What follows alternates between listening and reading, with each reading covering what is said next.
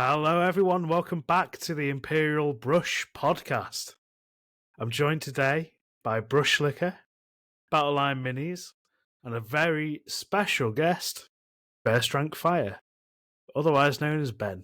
So, yeah, today's a little bit of a special one. We want to do these sort of guest interview episodes every now and then. And who better than the person who inspired me to start podcasting? Fire. So, how you doing? Not too bad. Being called an inspiration is a bit of a strange one. Yeah, no, I appreciate it. I appreciate the invite to come on. Thank you for bringing me in. You're very, very welcome. So, we've started off a little sort of tradition, not tradition, but we've started off this sort of way where we sort of talk about what we've done the last sort of couple of weeks in the hobby since last time we were on. So, it's only fair that I sort of ask you as the guest, what have you been doing these last couple of weeks? The last week, not so much. I've knackered my shoulder, so painting's not been a fun one the past week. Before that, so it's a shame Norm's not on, to be honest, because he's sort of inspired a lot of what I'm doing at the minute. So I've started in earnest painting up a custom chapter. The past sort of couple of weeks, I've managed to paint up sort of 15 intercessors in the new custom chapter sort of slap chop method. It's been fun. Built a repulsor executioner. I primed loads of models. I went through a little priming phase. I got out a load of my old backlog of models, which have been built for ages but not primed. So I think I primed 1,000 or 2,000 points worth of models fairly recently, and so I'm just trying to start and get through those, put some actual colour on those. Painting blue for you, Stibio. Yeah, that's it really. Just a lot of that. A lot of painting blue and orange, and yeah, but a lot of gold. There's a lot of gold in this game as well. I'll circle back to this later. I like the way you paint. But yeah. Well, thank you. It's genuine. I wish more people did. It would get me a much greater following on Instagram. But I enjoy it. That's the key thing. It's something that I've changed quite a lot since I've sort of had the second baby. I've changed my style quite a lot. It feels a lot more like my style now. I think it's quite recognisable as me in the new way that I do things. So yeah, it's fun. I'm glad that some people appreciate it. I'll circle back later to my thoughts, but I do appreciate it. Brushlikker, what have you been doing? Probably painting like 15 competition models. No, not at all.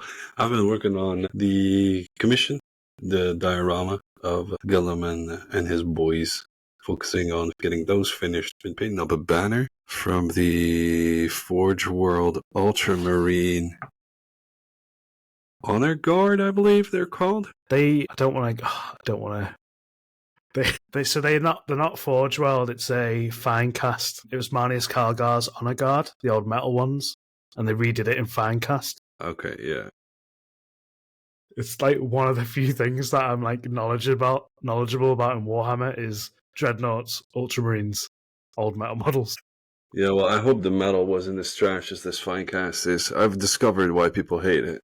It is one of the worst things I've ever made. I've got a Chaplain Cassius in Finecast that I've had. It was a birthday present from my wife for my 30th, and it's been sat in the cupboard, half assembled for years now. It's full of holes. It's horrific. Awful. I refuse to buy it. I'd rather buy metal minis than Finecast. Definitely. It's also the banner, as I have it here, has a lot of basically embossing that is not done correctly. So the chest of the Marine is very much dented. And there's a bunch of other things on there. I didn't even recognize the Tyranid as his feet as a Tyranid, to be fair. I was prepping it up to be painted as flames when one of my followers was like, "Oh, you're going for a red Tyranid?" I was like, "What are you talking about?" And then he explained to me what I was looking at, and I was like, "Oh, yeah, okay." But yeah, again, that done. Got some nice stuff going for the future. Got in touch with an Italian sculpting studio that contacted me. They got a package on the way. Got a collaboration going for this year with a Spanish sculpting studio, which I'm also looking forward to.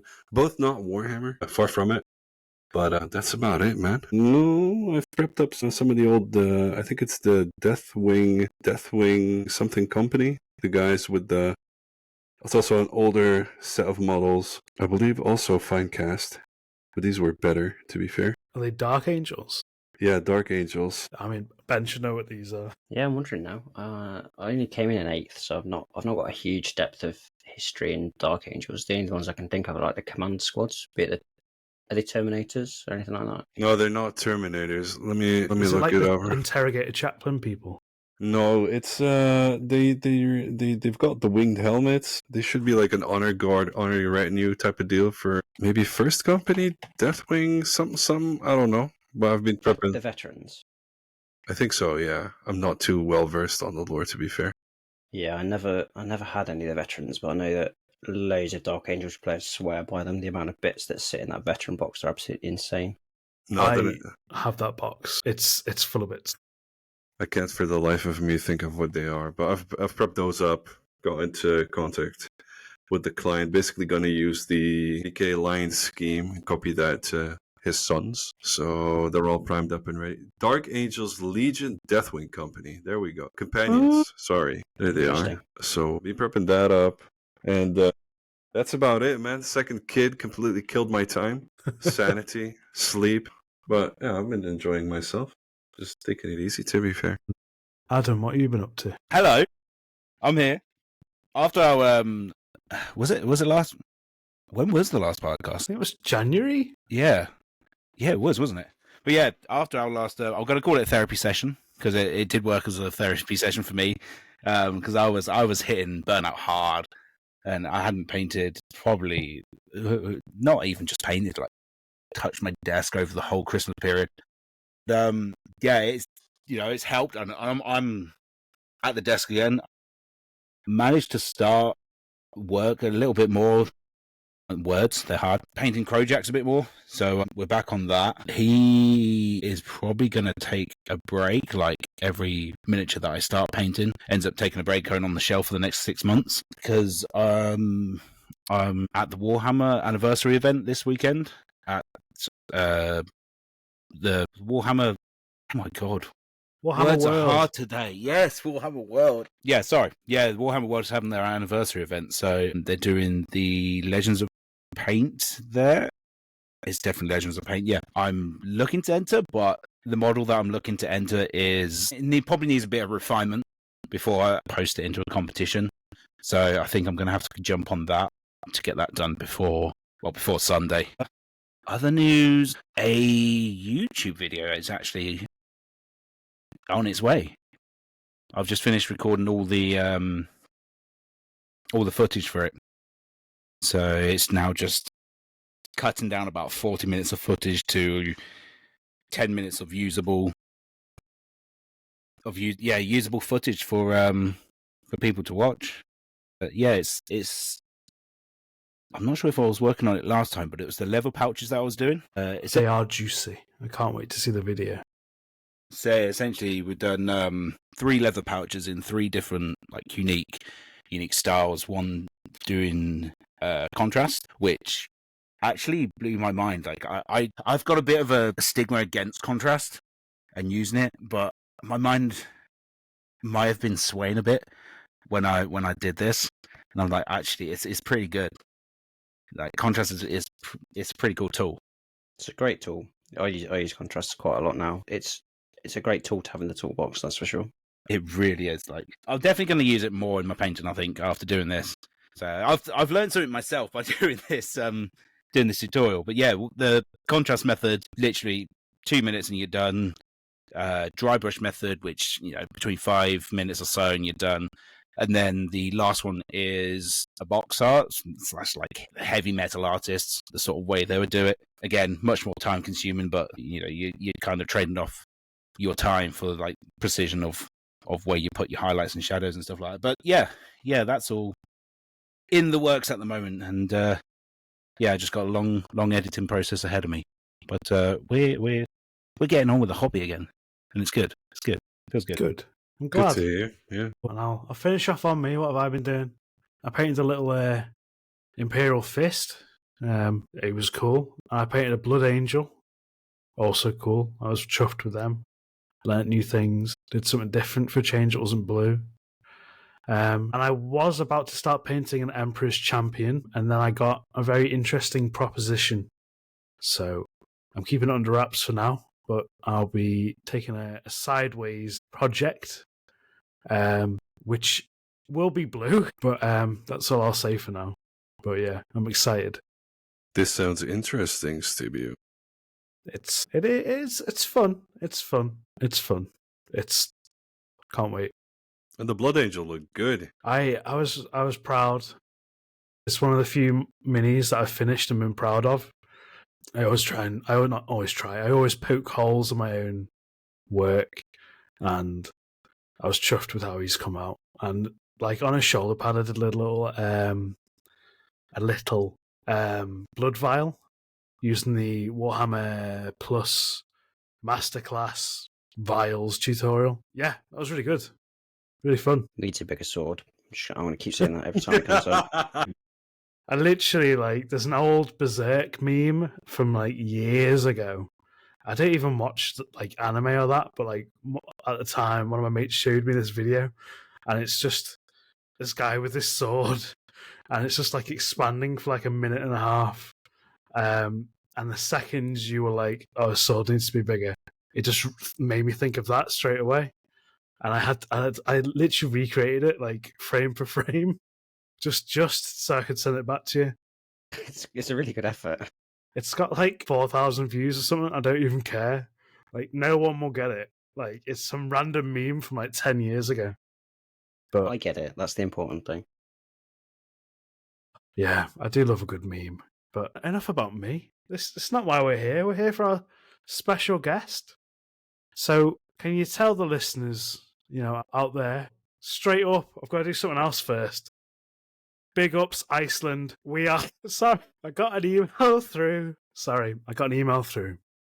saying we are the 6th ranked podcast in Iceland for the arts. I'm sitting here thinking you're meaning the supermarket chain. I was thinking that for a second, yeah. I thought you had a sponsor for a minute there. Come down to Iceland and we'll give you some Imperial Brush chicken nuggets. Now, so all of our 3 listeners in Iceland, this goes out to you. Anyway, sorry. First rank fire.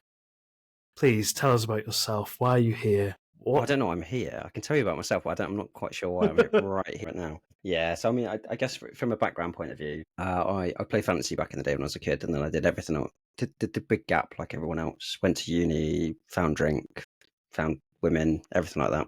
So I stopped playing. But then I had disposable income, so I got back into it at the start of 8th edition for 40k. I played for quite a few years and stuff like that. I sort of lurked at Instagram, had my private Instagram, stuff like that. And then just over 2 years ago now, it was during, do you know what? Actually, it might be more than 2 years ago. It was during COVID. So it must be more than 2 years ago. During COVID, I was a key worker for whatever reason. I'm still not sure why I was a key worker, but it meant that basically I had to keep working when everyone got some time off. So it meant that I feel you on that.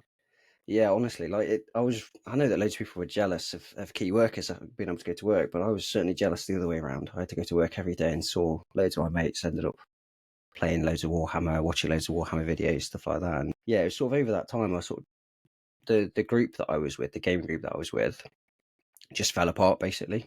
And so it went from quite a social thing to not really doing any Warhammer whatsoever. I kind of tinkered here and there, but it was basically no Warhammer for ages.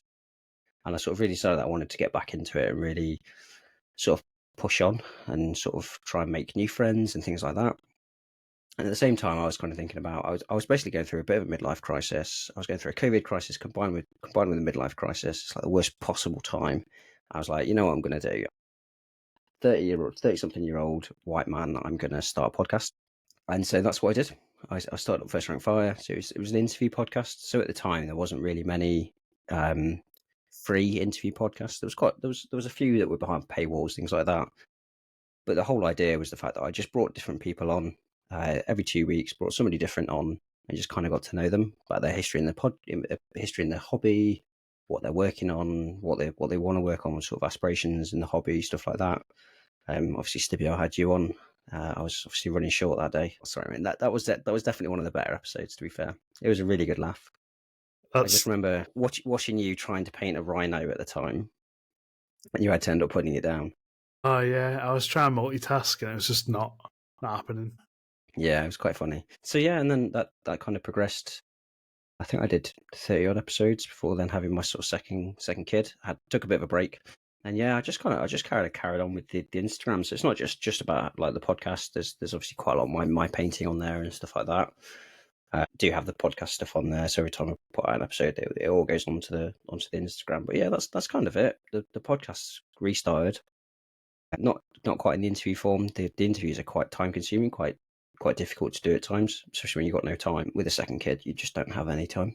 So yeah, it's now me and Dave Hobby Corner. We've started up Second Rank Fire, which is kind of like a spin-off. It's more of a hobby chat. It's fairly similar to what you guys do here, just a lot less talent in the room. Dave has all the talent, to be fair, in that room. Yeah, that's kind of where I am. That's kind of my sort of background, sort of where my Instagram came from and stuff like that. So yeah, just lots of painting, loads of Dark Angels. I've got a few thousand points of Dark Angels, a few thousand points of Chaos Knights. So yeah, that's hopefully that was good enough background, but it made some sense. So I have two questions. First of all, where could we find your podcast? So all the original episodes, the First Rank Fire sort of interview episodes, they're all on pretty much any podcast provider. So Spotify is obviously the main one, but then like Apple Podcasts, everything like that. You can get any of those episodes over there. The newer First Rank Fire interviews and all the Second Rank Fire, they're still all over Spotify, everything like that. But I've also started to put them on YouTube, so they're all videoed now and they're all up on YouTube. If you look for First Rank Fire, it's up on there as well. Cool. And the second question I had is, you mainly a 40k guy? Yes, I am. So I did go through a bit of so when Skaven Tide came out, I painted up all the Skaven for that. I'd love to get back into I was about to say fantasy. That shows my age and my background.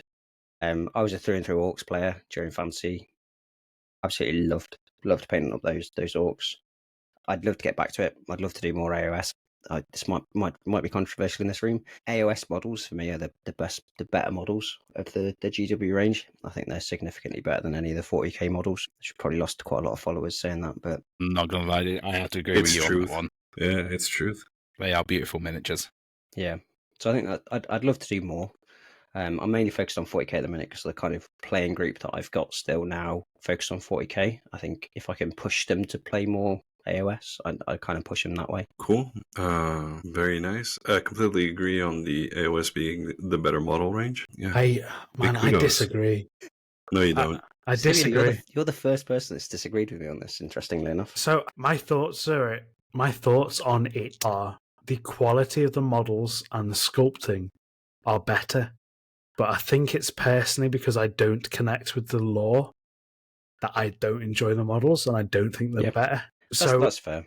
It's one of them. Objectively, they are better sculpted, but also 40k has this weight of design, of like 30 years of design motifs. It has to carry on. Look at what they did with the Primaris stuff. They bombed the community because they ripped away those design motifs. But I think that's what got me into 40k, to be honest. Especially Space Marines. I think had they not brought out Primaris, I probably wouldn't have gone down the Space Marine route. Again, maybe slightly controversial. I think the Primaris are better models. Well, they are straight up better models, but I think they look better. Yeah. That's the thing. But I guess, like you say, I've not got that connection with it over that time. Even when I was playing fantasy, I'd never really read 40k. I've listened to quite a lot of it now, but I think that limits what they can do in 40k. I genuinely think that they can't really sort of stretch and do anything fun with a lot of the models. Yeah, I agree. Yeah, and that's why I think Age of Sigmar, because it's the laws fresh, they can do whatever they want, where they're not tied down like 40k is. So, but it's one of them. But if you look at like the Eldar refresh. And like the new Terminators, for example, they're gorgeous models. But I think Tyranids are some of the best ones. When you look at the new Tyranids that came out as part of Leviathan, so good. They're such better models because they're not tied down to that lore. They know that they're not going to annoy loads of the fan base because all of a sudden they're making Space Marines look slightly differently. Don't get me wrong, I think the way they could have done the whole Primaris transition better than they did. But yeah, for me, it's sort of stymies the creativeness that they can pull into 40k. Yeah, and Age of Sigmar will go down that path eventually, I think.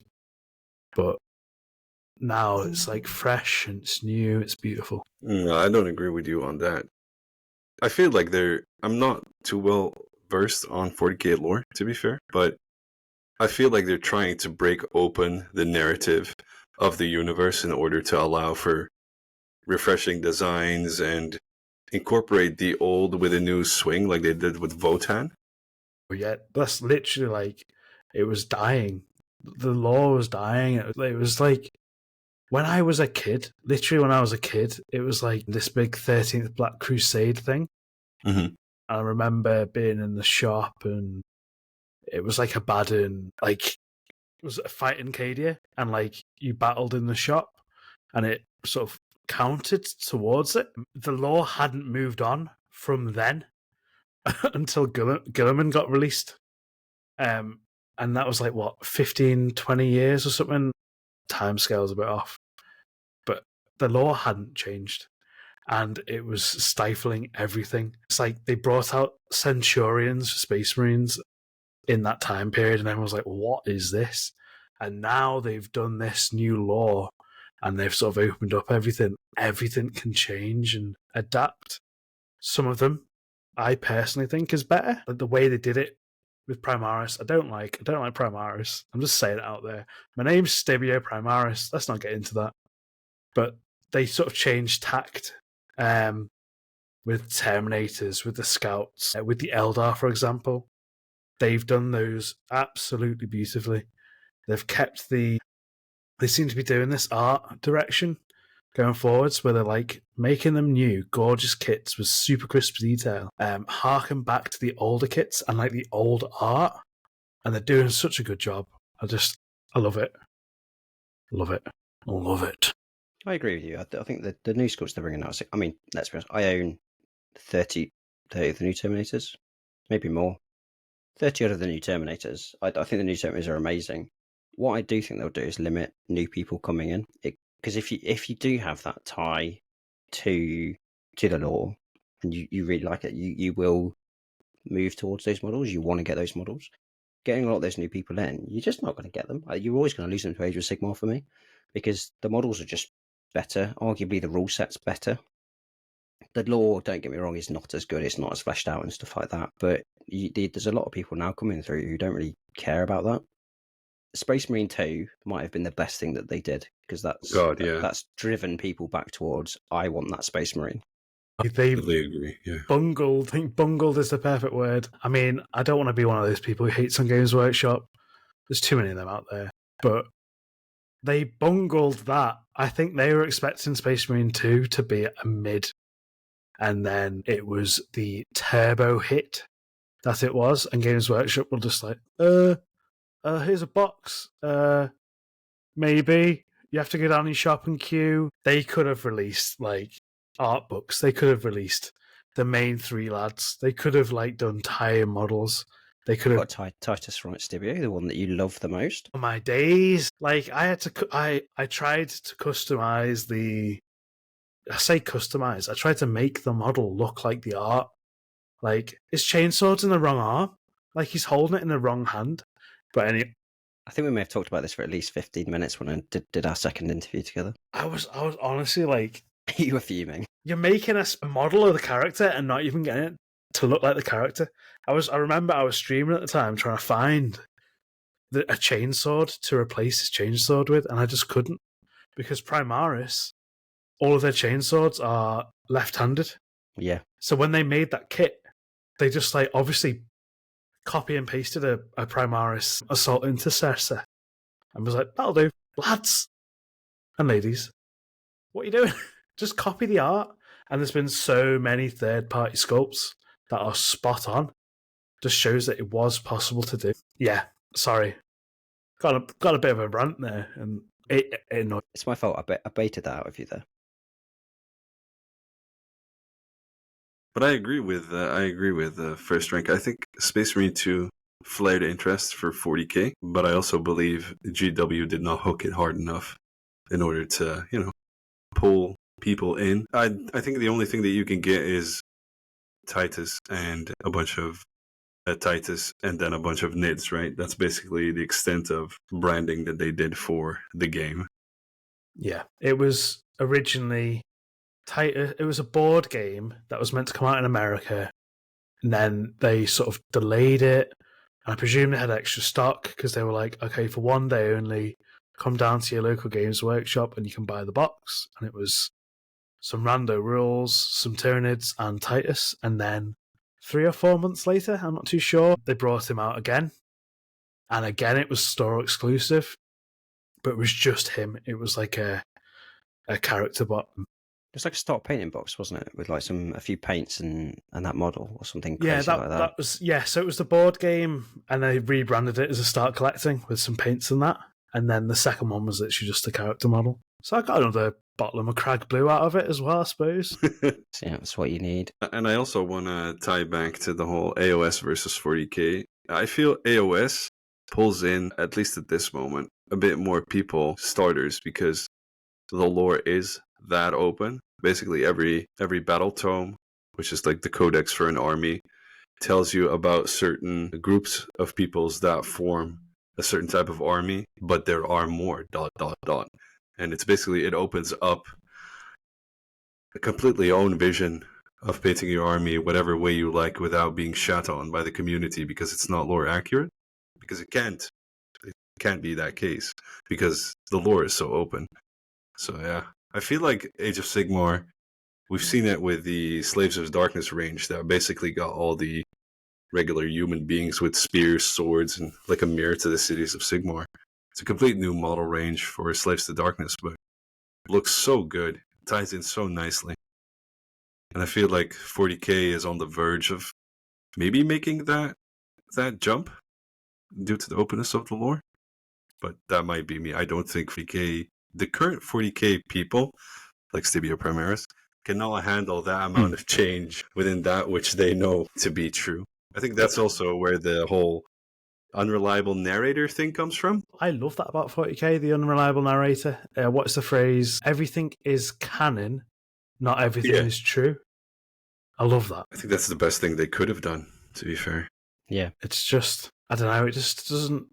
I do like fantasy, as in like the genre fantasy, but just Age of Sigmar doesn't... I just don't like it. Not in like the angry Instagram commenter way. It just doesn't entertain me. I appreciate people's paint jobs. I love the models, the squigs. I love the squigs. But it's just I don't have any. Your storm dudes, you come back to life. Stormcast, yeah, get some Stormcast and paint them blue. You'll be over the moon. I did that. I got one for free and I painted the shield blue. Wait, you just said you had Warhammer Plus. Yeah, yes. The whole I can't remember her name, but there's this mini series on Neve, Blacktalon, and her squad, which are Stormcast, which perfectly explains. I don't know, man. I think that lore is really dope. The whole Sigmarine meme is kind of dead, to me at least. I don't know, saw Blacktalon and I was like, nope, not for me. It's because they're not Ultramarines. It's just they're not 40k. Like I need skulls floating around with pipes coming out of them. If there's not a skull every 2 minutes, I can't focus. You need to get into Assault Bone Reapers. That's just skulls everywhere. Nah, that's bones. I need skulls. I need shin pads to have skulls on. I need boots to have skulls. I need the walls to be skulls. Like, I just love that about 40k. Like, you're trying to open a door. Oh, it's a dude in there. It's a skull, and he's a dude, and he's opening the door for you. I just love it. What's Age of Sigmar, It's some goblin. He's not happy. I don't know. Sigmar, he was dead and he wasn't, and the world ended, and he came back to life, and now he's the king. I think that's the story. What did the return of Gulliman do for you then? Holy, must have been like absolute cognitive dissonance, bro. I absolutely loved the what's it called? That 3-part series. It's Dark Imperium. No, that's a great series. It's like the books they released when Gilliman came back. So it's following like his journey, like of Yvraine, Greyfax, all that. Oh, what's it called? Something fire? Hang on, let me get onto Google. Stibio, not a true ultramarine confirmed. Gilliman. The Dawn of Fire series. Dawn of Fire? Dawn of Fire, yeah. Dawn of Fire is a book, though, isn't it? Multiple. Yeah, it's not like a book. It's like in between a codex. Do you mean like the narrative books that they brought out? Yeah. Hang on. This is gonna. The Psychic Awakening one? That's it. I think. Oh my god, did I 40KU, bro? No, it's not. It's not psychic. It's not Psychic Awakening. My days. I can remember each beat of the story as well. They go to a thing. They find the Emperor's sword. They get Gilliman back. They go back to McCrag. Everyone's like, "Whoa, my days!" Rise of the Primarch? 3-part Gilliman revival story. I'm really sorry for derailing the podcast. I'll cut this out. Don't worry about it. It will literally wind me up if I don't know what it's called. So the Dawn of Fire series was him launching the Indomitus Crusade. Yeah, it's like Celestine, Gilliman, Belisarius Cole. Am I going insane? Are there sources on the wiki? Apparently, Watches the Throne is where he goes to Terra, book 1, and then book 2 is where he goes to Terra. Gathering Storm? Gathering Storm, yes. Oh my god, I need a pay rise. Oh, my days. Sorry about I can be I can be the Jamie to your Joe Rogan, Stibio. that. Have you seen that meme? All I do is thinking memes. It's like Tangent. It's like Joe Rogan is like this caveman asking wise men how things work. Caveman says, no, Joe asks, why is sky blue? Tell me, wise man. And it just, every time I think of Joe Rogan, I think of that meme now. Yeah, I'll be Joe Rogan. Brushlikker, why is Gilliman blue? Oh man, I need to Google this. Because basically ultramarine blue was a color that they absolutely loved.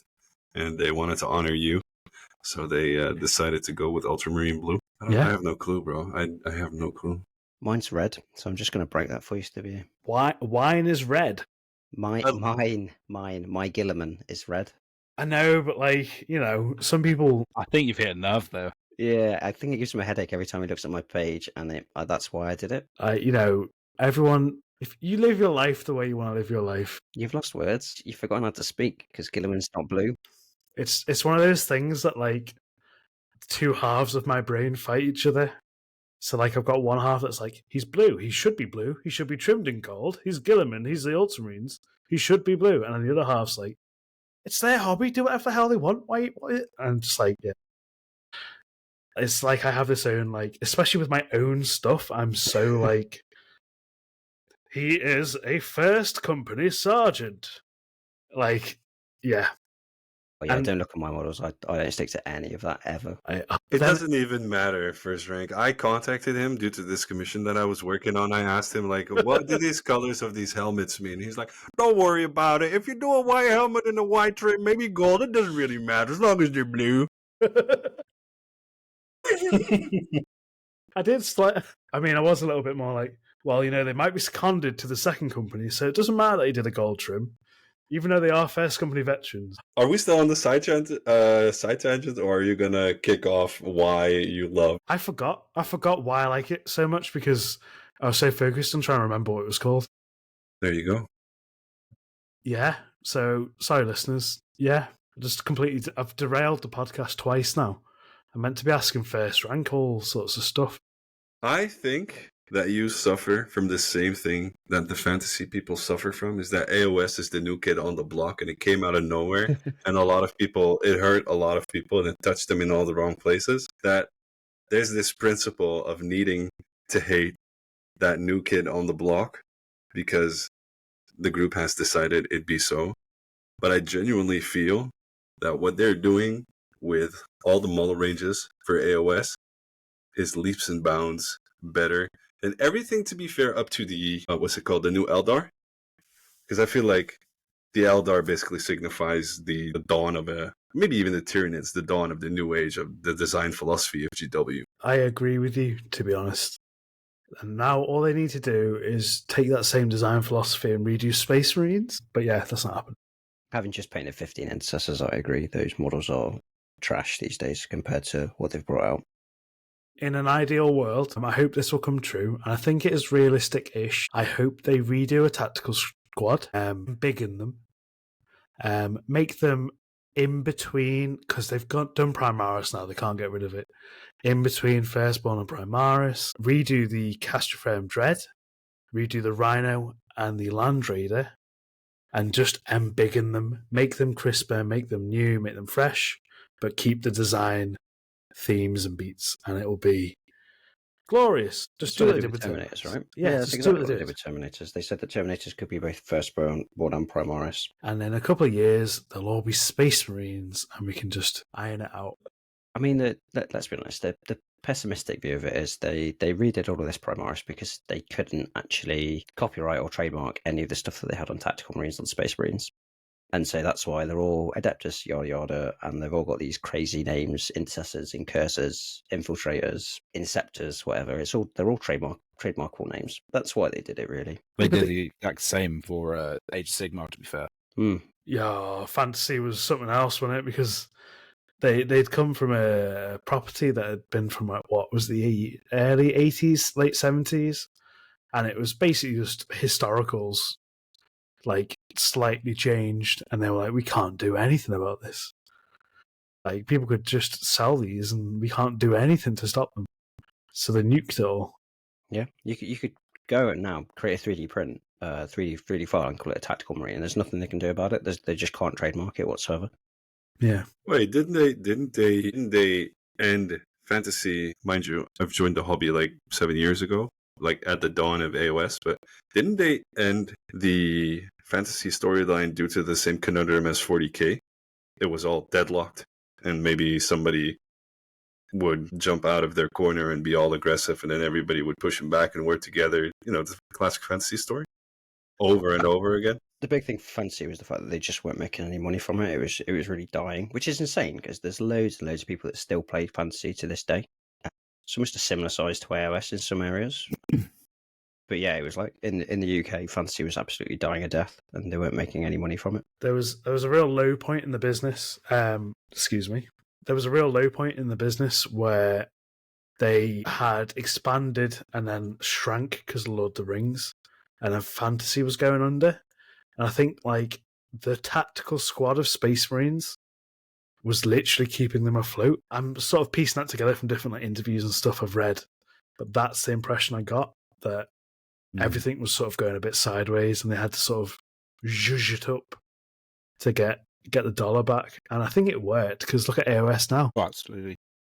I mean, it's definitely worked, because just look at Games Workshop as a whole now. They've brought back the old games of what's it called now? Fantasy Battles. Warhammer Fantasy Battles, isn't it? Where it's basically just fantasy, which they've managed to just bring back. Now they're in a better position. I think actually it's called Warhammer the Old World, TM. Actually? I don't want to make this a whole like analysis of GW as a company, because we also have a guest here, and I kind of have some questions for him as well. But I feel like the company with it went into full adult mode at some point, where it became a group of passionate people making miniatures and a game, to people who were more commercially minded and understanding the fact that the business is a business. Even though everybody loves the miniatures, money has to be made. Absolutely. And I think you could trace that back to their whole stock, follow the money thing, the hiring of a new CEO. I mean, you can fault them for a lot of stuff, but the changes that they've made has made the hobby in and of itself, like their piece of the pie, miniature pie, is. I don't think there will be any company that will get close to what they're doing on their level anytime soon, to be fair. They're not. I'm not a corporate bootlicker, but they're doing what they've got to do. Yeah, they're one of the top 100 companies in the UK now. They are printing money, and clearly what they're doing is working. And they went from being almost bankrupt to that, so they're clearly doing something right. And at the end of the day, they've got to, because that is the way the world is. Like, yeah, they've got to put the prices up. They've got to do this. They've got to do that. And unfortunately, that is just the way the world is. Doesn't mean I agree with it, but I'm not going to start bashing Games Workshop and be like, raising prices, why isn't everything free? Oh, everything's going to be taken over by 3D printers. We'll see what happens. Hey, can I make like a bridge to a question to the first rank? To Ben? You do. You know what? We aren't. We're a democracy. My question to you, Ben, you got into the hobby recently. Now, you said like around COVID time, so let's say 4 years at max. Well, I got into like before COVID, so the start of 8th is where I started playing again. However long ago that was, it feels a lot longer ago. But yeah, before COVID. How much like do you only paint for yourself? Yes. Okay. Yeah, my standard of painting has never really been good enough to do stuff for other people. It's never where for a long time I didn't find really any joy in painting. It was just trying to getting it ready for the tabletop. And then it was weird actually. I was doing the podcast because I spoke to some really, really cool painters. So people like Fletcher over at Tabletop Tactics. Chatting with him was sort of really, really cool. Obviously Stibio. Probably one of the most impactful people I've ever spoken to is a lady called Kerry. She's an incredible painter, really, really good painter. But she like sets herself targets and then like goes for them. But they're like really specific targets. So at the time she was painting up, I can't remember what model. She was painting up a model for Golden Demon. She'd never entered Golden Demon. And so that was her target. And she was finding so much joy in doing it that way. And I kind of started to do that. So yeah, it's only ever been for myself. But yeah, it's always been about like, what's the next target for me? And is that visible in your pile of opportunity, as Stibio calls it? I've never said that in my life. I've just decided that. In what way do you mean, sorry? So GW makes a lot of money, but I'm wondering like how big of a contributor are you to that pile of money? So how many boxes have you set in your cupboard, with Unbuilt? Yeah. Unbuilt wise, I've not got too much. I think I've got about 3 war dogs, some nurglings. I think that's about it unbuilt. There's quite a lot unpainted. There's quite a lot of grey and quite a lot of primed stuff in there. There's about 3,000 points worth of Space Marines that's currently just sat there primed but not painted. That's pretty bad. The rest of it's pretty. Yeah, I think I've got about 3,000 or 4,000 points in Chaos Knights that's fully painted. Dark Angels wise, I think I've got about 3,500 points and maybe 3,000 points that is painted. And then the new custom chapter about so I finished off those 10 incestors today. That puts me about 550 points there painted out of the 3,500 points I've got. So it's a mixture. But in terms of actual stuff in boxes unbuilt, barely anything. Impressive. Wow. Yeah, what is your secret? Having 2 children and having no money, basically, is the way. Just don't have any disposable income and you won't be able to afford any models. I've lost count. That's all I'll say How on many that. children he's got? It was only recently that changed. I had, like most of the incestors that I've just finished painting, I had in various build state that I'd stripped from before. I've had some of those incestors since like the start of 8th. That's how old they are. They're all like the old, easy to build ones that first came out in 8th. And it was only recently, literally this year, when I decided to paint up the custom chapter that I was like, actually, I'll get them out of their state of disrepair, rebuild some of them and get them all primed and stuff like that. So it's kind of at the start of this year when I found a bit more time that I really sort of pushed in and tried to make sure that I didn't have too much unbuilt. If you asked me this a year ago, the answer probably would have been very different. How long are you father for the second time now? 10 months. Quite fresh though. Yes, it certainly feels that way. I'm still very, very tired. Still not getting much sleep. Feel you. Good luck with that. I hope they grow up healthy though. Yeah. Do you mainly, because I told Stibio this before we started, but I know nothing about you. So I'm just the ignorant listener. That's okay. Manifest. Do you play a lot of tournaments? No, I've played 3 or 4 tournaments, I can't remember. I've played a few doubles tournaments, which I absolutely love. Really, really, really. Playing doubles is the way that people should play 40k. It's so much more fun than any singles play. I played one singles tournament and I got absolutely smashed with my Chaos Knights, and I kind of went, yeah, I'm just going to put this to bed because I just didn't enjoy it. I much prefer like the casual play, the more sort of social side of it. Yeah, and I agree with the doubles thing. We actually, with a bunch of friends, went to Throne of Skulls, I believe, in Warhammer World. We did that twice, 2 years in a row. And then COVID hit, sadly. But it was so much fun. Getting to know your opponents, just having a blast, drinking a beer. Such a different experience from the, forgive me for this, but the sweaty tournament scene where every rule is nitpicked to death.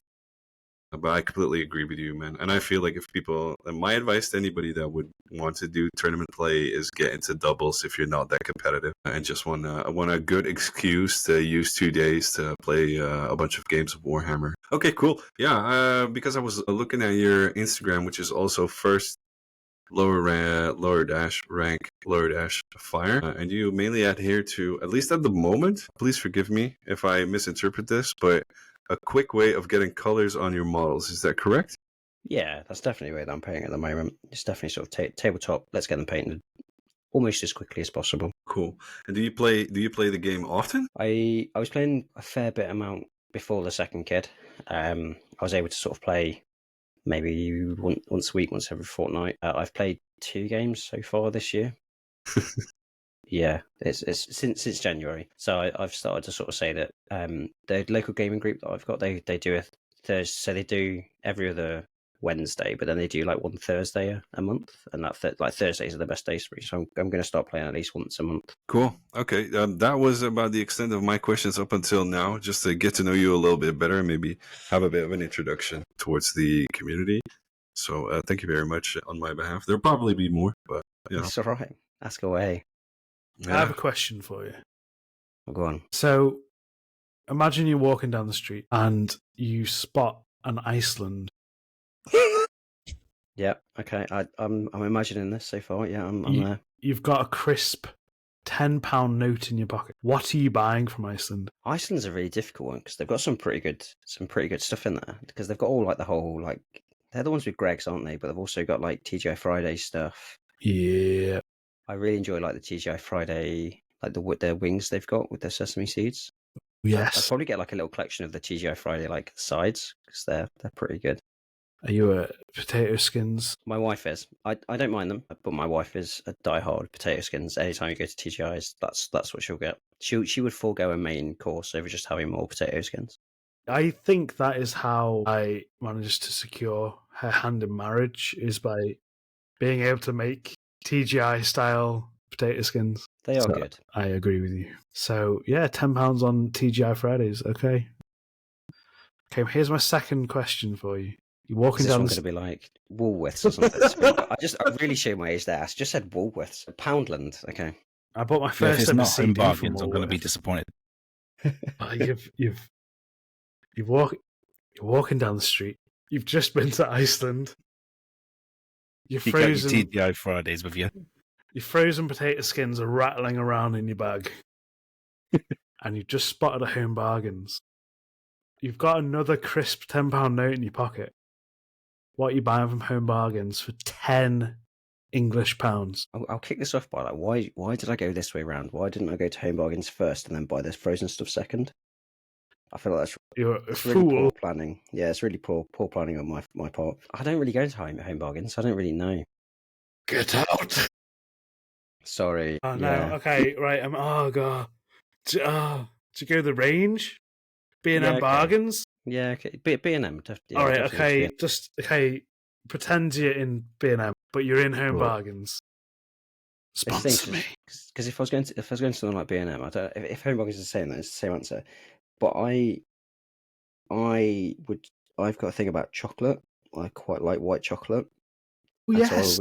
I would probably buy £10 worth of white chocolate. Okay. A lot, and I'll be fine with that. I wasn't expecting that. I thought you'd maybe say like a little bag of sand for basing, maybe No. some art brushes. With No. the chocolate. Chocolate every day of the week. I'd take chocolate. White. It has to be white as well. I much prefer white chocolate over dark or milk. I'm a big fan of the white chocolate. Have you had the caramel Milky Bar? Yeah, It's like caramelized. I don't like it. It's not that I don't like it. I don't like it as much as just pure white. Like, give me like a Milky Bar every day of the week. That I'd choose that over something like caramel. I'll tell you what, if you want a bargain, Aldi white chocolate tastes identical to Milky Bar, to me at least. You're really spreading the roots wide to get this sponsor here, Stibio. scattergun approach. One of them will eventually come in, right? Yeah. I'll tell you what, I'm just going to throw another one out there for our listeners. Brushlikker got me on a brand. Yes, I was waiting for this. I had to track it down to a local corner shop, but I love chocolate milkshake. I absolutely adore it. But Brushlikker drinks a brand called Chocomel, which is a Dutch chocolate milkshake, and I tracked some down, and I was like, this is really expensive. It was 500 milliliters, £2.26, and I was like, I'll do it for him. I'll try it for him. Gorgeous. Oh my days. What a legend. It is What a honestly legend. lovely. It's so chocolatey. It's so... Why do you call it a chocolate milkshake? Because it's milk It's- chocolate. chocolate milkshake. Chocolate milk.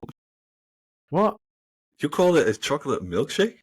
Yeah, that's what it is. No. That's chocolate milk. Yeah, it's chocolate milk. I would probably side with Stibio on this. Like chocolate milk, I would regularly call a chocolate milkshake. Really? But it's not. You don't shake shaken. it, do you? Yeah. Yeah. No, I would still call it a chocolate. I don't know why. Maybe it's just the Brit in me. I don't understand what chocolate milk to me sounds like really American. Yeah, that's so American. Hey, pal, let's go down to the local bar and have a chocolate milk. Yeah. But anyway, now that you've endorsed it, I can highly recommend spending the money on it because it is such good stuff. Whenever I get ill, my missus buys me 2 packs, puts them Oh, both on cold, and buys me these little chocolate balls filled with a hazelnut from the Aldi, and that's basically my quote-unquote medicine. balls. Oh, chocolate balls with hazelnuts in them is so good. You can get like the exact same from Lidl as well, but those chocolate balls, Yeah, I like my balls. they're so good. I don't know what they're called, but they're good. Hazelnussballen, chocolateballen. I don't know. They're Chocolate this ballen. cylindrical. They're basically off-brand Lindor, but like nicer. And cheaper. Oh, so good. Yeah, man. Oh my god. But white chocolate, first rank. I had you like up here and like kudos, but you kind of white chocolate is the most disgusting chocolate out there. Normal chocolate, milk chocolate, dark chocolate is too bitter for me. I don't drink tea, don't drink coffee. I don't really like bitter tastes, so that's why white chocolate's the one for me. So it's much sweeter. Oh, I'm like a bitter ale. I like my black coffee, Builder's Brew. I love hops. Yeah, but you're a Scouse, so this doesn't surprise me at all. I do gotta ask though, what do you think of? And this is like a pet peeve of mine, but what do you think of chocolate with salt and caramel in it? Delicious. I can take it or leave it. What? The missus Gorgeous. absolutely loves Really? it. Man, that is if the devil would ever seduce humanity into committing sin, this is the way he'd do it. My lord, it is such a disgusting combination. What? It is filth, bro. Man, Tony's Chocolonely, I think, is the brand. It's Dutch, I know it, yeah. They do the best. Yeah, and they do it Salt with a caramel. good cause. And Yeah, they do they it with but they do it out of the goodness of their heart, and that's how the devil seduces everybody into committing sin, bro. I genuinely my girlfriend brought me a bar home once. I do not understand it at all. Oh, I love it. I tell you what, it's nice chocolate and chili. No, Chocolate and chili? no, not for me. Yeah. I mean, like, not like chili con carne. I mean, like literally spicy chocolate. But I mean, apparently, like, people do put like Mexican chocolate in their chili con carne. But yeah, I love mad flavor combos like that. Like coffee. I've coffee with sweet chili sauce. I've heard this one. Are I've you heard this one. okay? I've never tried it, but I've It's heard Hang about it. on. Nice. What? So I was on a Mackey's, and I was eating my chicken nuggets with sweet chili sauce, and I was having a coffee, and I was like, The intrusive thought one. You let the impulsive thoughts win. Yeah. and I discovered that they're proper nice together. It's like the same sort of flavor profile as a chai tea, and everyone goes, "Oh, chai tea, oh, it's so fancy," but like, just goes down to Mackey's and just put a bit of sweet chili sauce in your coffee. Do you dip your fries in the milkshakes as well? No, that are is you one of wrong, those? and you deserve to go to prison. But sweet chili sauce in coffee's fine. Yeah, man. I'm It's going to just, take my American brain rotted back again and say, I dip my fries. are you like a 1950s like diner? Like Greece? Are you from Greece? Yeah, man. Stibio, it's a slippery slope. You already like chocolate with salt and caramel, so it's a few steps away from dipping your fries into the milkshake. I also have since we're on this tangent fully now, have you ever made Stibio? You like to cook, right? First rank. Are you like? Do you enjoy cooking? Yeah, a little bit. Yeah. What about you, Battle? Yeah, I enjoy it. Lamb with chocolate sauce. I've made it once. I want to make it again, but it's it's a lot of work to create. It's one of the most delicious things I've ever had in my entire life. And it's not the bias speaking because I made it, but lamb's rack with chocolate sauce. How do I leave this call? It was from a French cookbook, so, That sounds crazy. It's No, that's fine. delicious. I swear to God. Try it. They escargot over there. Like, But if you can make a snail taste tasty, then, just loads of garlic and it just tastes like... Man, Oh. what are you talking about? You guys are British. You put beans on toast, okay? There's like absolutely no reason. Toast is a staple part of a diet. I was watching some American dude, Not and egg beans on toast. he was explaining this perfectly. So he's like a proper Anglophile. Like, he comes over and he loves the food. And he was explaining beans on toast. And if you're from here, it's like water, it's like rain. You don't really notice it and you don't understand it because it's just is. And him commenting on it from outside looking in summed it up. So people are like ripping on beans on toast, being like, "Oh, you eat beans on toast? This could be so much better." And there's some people have like tried to reinvent it. Of doing 3-hour slow cooked beans from the mountains or whatever, and it's like missing the point. Because beans are 15p a can or whatever it is now. Bread is like 30p a bag. It takes 5 minutes to cook. It is cheap as hell. It is a cheap staple food. And that is all it is. You're not going to go to a restaurant and go and get beans on toast. But if you're at home and you need a quick meal, boom, beans on toast. Unless you're getting a full English, of course. And then you're probably going to have beans on toast there. See, This has become a food podcast. This is fantastic. What have I done? Welcome to this Warhammer podcast and food. I'll tell you what I like to do. I like to get, on a full English, I like to get my beans. I like to get ketchup. And I like to get the tomatoes. I just mix them all together. Oh, you got to mix. Why put the ketchup in there for the... Extra tomatoiness, obviously. I will never trust an opinion on food from you ever again. Talk about cheap British staples. Who's had cheese and onion crisp sandwich? Straight up. Yeah, of Gorgeous. course, yeah. My days. Have you ever had... Have you No. ever had a cheese and onion... Oh, sorry, I got a bit too excited for words. You can hear the salivation. Get a cheese and onion sandwich and put cheese and onion crisps in your cheese and onion sandwich. Do it. To be fair, anything you really enjoy is just adding the highly processed and highly industrialized version of it to enhance the flavor. That's basically it. I love me food. I'm a round boy. I've been to Italy. I've had Firenze steak or whatever, bistecca di Firenze, all that stuff. No, biscetta. Bischetta differente? You said bischetta di Firenze. These are like two different regions. Well, Okay, never. whatever. I'm not Italian. Anyway, some Italian guy. He's over in his mate's house in Iceland listening to this podcast, and he's like, "Did he just say biscuits?" But yeah, I love food. I love ingredients. I like, wholesome stuff like that. Also, beans on toast, You gotta live, and sometimes you gotta put sweet chili sauce in coffee. You Sometimes can't you go just wrong with gotta. sweet. And I've Cheese on had Dutch toast. food as well. You know, you guys are just as beige as us. Well, yeah, the original typical Dutch, yes, up until the 1960s. But after that, when the Indonesians started coming in, people from Suriname, and then the Moroccans and the Turks, That's like England. Like, we don't. you have not integrated anything of those cultures into your staple foods. Not.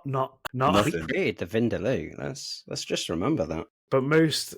So I don't mean like literally those specific ones, but realistically, the average British person, I'd say their food they eat isn't bangers on my. Okay, maybe we. No, I agree with you. I'll- That's I the back reason. myself out a bit of a corner, but Toads in the hole. I can't Toad be in a the toad in hole the is hole. so. Yeah, accent was spot on. Toad in the hole. I was genuinely debating going to the shop to get the stuff to make Toad in the Hole on the way home today. It's so good. And what did I Listen, make? Norm tonight, just so we can hear him say Toad in hole. Toad into hole. Now listen here. Sorry, but yeah, we the palate I'd say of the country has evolved a lot, and like people, it might still be like anglicized, but people have a lot of Italian, a lot of Asian style, like even like simple sort of like North African style food. And obviously Indian food as well. There's a long history of that. But yeah, the food is more diverse, but I think there's comfort food and there's like food of the culture. But like I love spag bol, and I love making it like as Italian as I can get it rather than like English style spag bol. I like making, ragu or whatever, which, if I ever posted how I made it, you'd get angry Italians being like, oh, that's not how I make it. But, I follow an Italian, told me what to do, proper ragu, and I love it. Yeah, I've got a bit of a tangent there about food. So yeah, basically Okay. that's why Sigma models are better than Warhammer 40k. Yeah, Yes. so yeah, Age of Sigmar. But like it's the Liverpool dish, scouse. The name Scousers, it comes from Navy food. It's a Norwegian stew, which comes from the original word lobscouse. And yeah, got brought over here. And yeah, and now the whole region are all called Scousers because of some random Norwegian dish. So there you go, there's a bit of knowledge for the day. If you've never had it, listeners, it's basically a Yorkshire hot pot, but a bit different. Looks good. It is good. There used to be a place that offered all you could eat scouse, but they closed down during COVID. But so good. I know another project that you've been working on, Stibio, that you have not been very proudly sharing. You have you've made a start with your cosplay. Oh yeah, I forgot about that. Damn! I should have mentioned that at the start. I painted up my face. I made my face, and it made me happy. I've wanted that since I was a little kid. Really? Genuinely, I've always, literally, when I was really small, I went to Warhammer World with my dad. And I've wanted a full-size Space Marine helmet since I was little. I must have been 11 years old or something. So that project literally was just wish fulfillment for me. I did not care if I got one like on Instagram, I was paying it up. It was always a bit cost prohibitive, but a local lad printed up for me. A lot cheaper than he should have done, let's be honest. It was literally cost of materials. And then, yeah, I painted it up and it made me very happy. And now it's in my cabinet, staring at me, making me a happy chappy. Did you finish the helmet fully? Yeah, it's all fully done. You So smashed cool. that out of the park. You got it there so Yeah. quickly. That's called enthusiasm. I stayed up for a night and I think I made it a little bit behind the curtains, but I made it look like it took a couple of days on the Instagram, but I got it prepped in one night. We all do that, let's be honest. Really?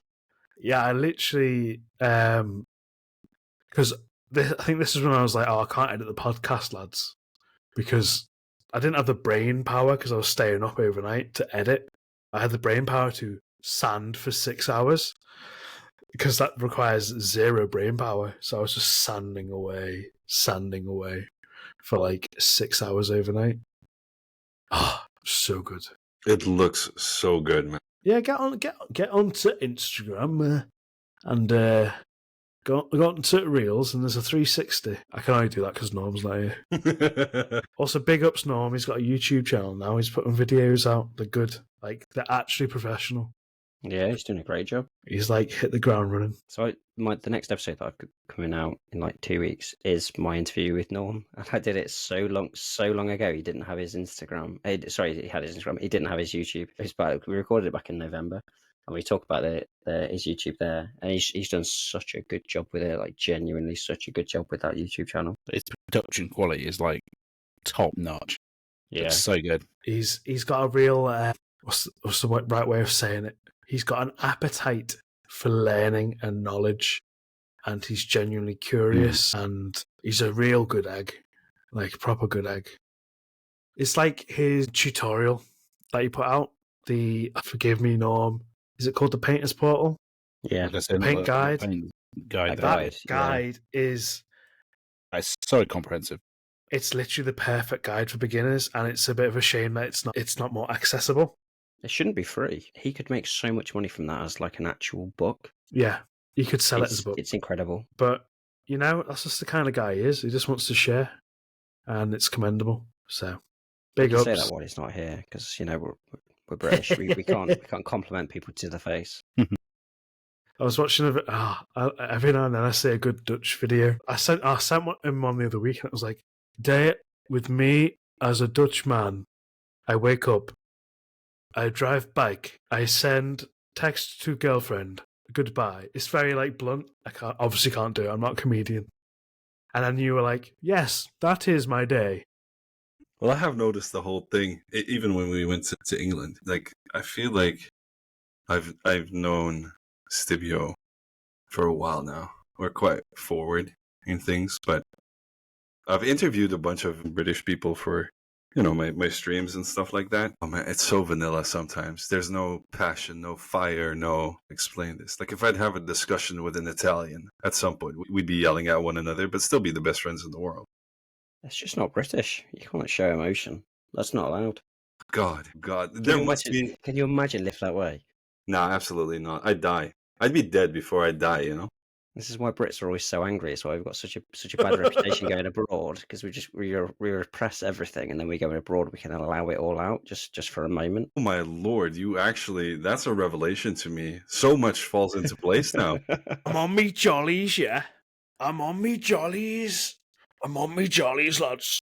Because British people are fairly loud abroad. Yeah.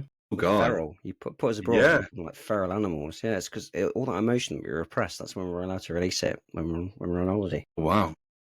Get on down to Benidorm, and you'll see. That is genuinely a revelation to me. I'm kind of stunned by the whole idea, because I love stuff like sociology and things like that. But it also, just certainly, I love when Stibio goes, off the hinge. Hey! Or hearing you. I've never gone off the hinge. No, not fully, but I can hear you. I can hear you really enjoy certain things out loud, which is nice. But yeah, I did an interview with Dark Peak Minis. I can talk about him. Dark Peak Minis is like a world-class painter. He's really good. I sat with him for the charity event that we did, and we always banter around. I always dig into him about how Warhammer Fantasy sculpts are the most ridiculous things to ever be reintroduced back into the Games Workshop line. Not fully, obviously, but just to bully him around. And I did the interview with him, and what stuck out the most to me is that I got him to laugh, but the rest of the interview was basically like almost a prototype British person, really calmly, really collected, answering very, very matter-of-factly, without fire, passion. Now this is turning into a sociology podcast. First rank, you do your own podcast. That is what I wanted to come down to. I did want to ask you about podcast and your painting style, and I've asked you about Iceland. I was scrolling through your guests on Instagram. You had some talented and cool people as a guest. Lady Kane, you've mentioned her already. Yeah. I can't recall all of them because I also wanted to do this a little bit fresh. There's But like 30 odd of them, so I'm not surprised. There was quite a few different guests. But yeah, I've had some really cool ones, really cool guests on there. any specific episode you would recommend to listeners now? That is a really good question. I will answer that because No, Stibio. No, not 'cause you, I- not 'cause The self-plug. prime one. because as a British person, you don't want to like. I can feel the energy. So I'm gonna say listen to Lady Gaines as your intro episode. Listen to that interview. The new one or the original one? Well, both. They're both quality interviews. Chloe's really good. Lady K and Chloe, she's really good to interview. She's had her own podcast and stuff like that before, so she's like a near perfect guest. But my question would be, could you rewind? So the episodes you would recommend is the ones with Lady Kane, and the other one was. If you want to hear me being nervous, then the one with Mini Wargamer Dave, like that man has so much energy and drive. If you want to be like really motivated to try and do something in the hobby or try and get fit or something like that, go and listen to that episode. Dave is crazy. I really love chatting with him. And then Fletcher's the other good one. Fletcher paints, so he's the tabletop tactics painter. Some of the tips that he's got on painting and stuff like that, genuinely, I still go to him now. I had quite a lot of chats with Fletcher about various things, but yeah, that's a really good one if you want to sort of get some tips on how to improve your painting or how to sort of manage your life and like back the sort of the behind the curtain of like tabletop tactics. Fletcher's really good for that. I've spoken to a few people from tabletop tactics like Katie, Chef, Fletch, Stig. Fletcher's probably one of the. I loved all of them. But yeah, Fletcher especially is really good. Well, and my original question would be: is there a dream guest that you would have on your podcast? No, Stibio, it's not you. You've already been there. I'm just saying it. Yeah, I'll get Stibio I on never the said time. this. I've always said since the very, very start, if I could get Henry Cavill on, that would be the end of the podcast. I'd just stop there. I'd get Henry on, and that's it. I wouldn't record anymore. Okay, I'm gonna be a bit of a dick here. Have you tried getting him? No, not yet. Not yet. Man, I would be far too. I was really nervous when I interviewed Dave, and it's really funny when I go back and edit podcasts. So like I've been back. Quipster was my very first episode. Really, really nice guy. I can't listen back to that because of how nervous I was. It being the first episode. The one with Warhammer Dave is the exact same, and he was quite late on. Episode 24 was Dave. So I'm 24 episodes in. Got quite a lot of experience at this point, kind of doing it. You could hear it in my voice, like genuinely, you could hear that I'm nervous chatting with him because he's just such a big name in the community, and he's such a sort of like a big personality. I think if I was chatting with Henry Cavill, I just wouldn't be able to actually talk. I'd be so nervous. oh, we should make it a collaboration between the two podcasts. Then I would love that. I would love the challenge of getting somebody of that caliber on. Not to take your fire away or anything, Oh but yeah, it'd be incredible. I'd be always part of that. Even if I was to share that fire, it'd be incredible to try something like goals for 2026, ladies and gentlemen. Dear, I think let's work our way up the ranks. Yeah, let's interview. I don't know. If you're listening and you know where Henry Cavill is, please let me know so I can just visit him. I'd love to ask him about the. Oh, what's it? He was playing like a WoW or something, and then like he was like doing a guild raid. I don't know anything about WoW. He was doing a guild raid and got the call to do Superman. that. He missed the call to do Superman. Yeah. Because he was too busy doing a raid in WoW. I was a RuneScape growing up. I wasn't WoW. It was all RuneScape for me. Having done well, I can understand why he missed that call. It gets pretty intense, but yeah. Like, that man is he's so passionate about Warhammer. I'd love to chat with him about what he's going to try and do with the Amazon series. And yeah, it's just genuinely, and I think the community can feel that. Like, there's a lot of like celebrity worship in the world, but like people can genuinely feel the passion and the care. It's like there was that rando Witcher interview, and he was like, "That's a Blackstone fortress." Like the light looked like a Blackstone fortress. And it was like, it's the passion, and I think people can feel that, and that's why I think people feel the property's safe in his hands. But yeah, sorry, I've gone off on another little. God, man, you really, I would never thought you would answer that for some reason, but hearing Henry Cavill, I'm like, man, we need to make this work. If not for us, for you. Henry Cavill's always the easy answer for anything like that, because he's like such a big name internationally, and yeah, that would be the easiest answer. Do you know, can I interrupt? Mine isn't Henry Cavill. Is that because this is your dream right now, Stibio, and I am your... I don't want to be the party pooper here, but this this sounds like you're about to answer the question that I just asked. What? Go ahead. What are you going to say? No.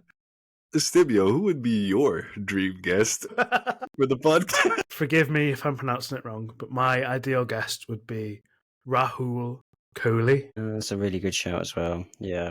Like, me and Mrs. Stibio have been massive fans of his acting work for years, and then like it popped up that he like absolutely loves Warhammer. He, in case you don't know, Brush, he did the voice of Malum Kado in Boltgun, and he is a fantastic painter. Like, get on his Instagram and have a nose. He is an amazing painter, and he is passionate about Warhammer. I would not be surprised if he gets on that Amazon show. Yeah, I'd love to interview him. I think he'd be up for it as well. I feel like he's quite approachable. Yeah, you can go onto his painting one, his painting Instagram. He's only got like 22,500 followers only. By comparison to his main account. What's his painting account? The exact same with paints on the end. Yeah, I was about to say. He's honestly fantastic at painting. Not your style. I know you've said that you're not really a massive fan of heavy metal, but he is. No, but I understand. I won't. Brushlikker hates all heavy metal painters. Well, secretly I do, but I can't publicly announce that. So, is he British? He's Scouse. No, he's not. Is he? He's really? a Liverpool supporter. Yeah, he's a Liverpool. I know he's a Liverpool supporter. Liverpool supporter. I'm pretty sure he's from London. Is he? Yeah. Probably lives there though. But Stibio, don't you Scouts have like a secret phrase that you recognize one another and owe each other anything and everything? I'm on Google now. He was born London, England. Oh, okay. Well, he's a Liverpool fan. Yeah, so he's an NFC fan. There's the link there, and like I say, so his main account's got like over 500,000 followers. But if you go to his painting accounts, you could definitely get him on his painting account. Oh man, you're such an inspiration to me now as well. We need to make this work. We need to get these people on. I'd genuinely love to chat to him. I'd also ask him about iZombie. Does he follow you? I think so, yeah. There you go. So you get straight to his message as well. You won't even have to accept the message. Yeah, man. Get him on. But he seems like such a genuinely like good egg as well. Yeah. And like, if you ever get a chance, he's in The Haunting of Hill. What's that? On Netflix. The Haunting of Hill House. That sort of universe. He's in a couple of those. So good. Such a good actor. Such a good egg.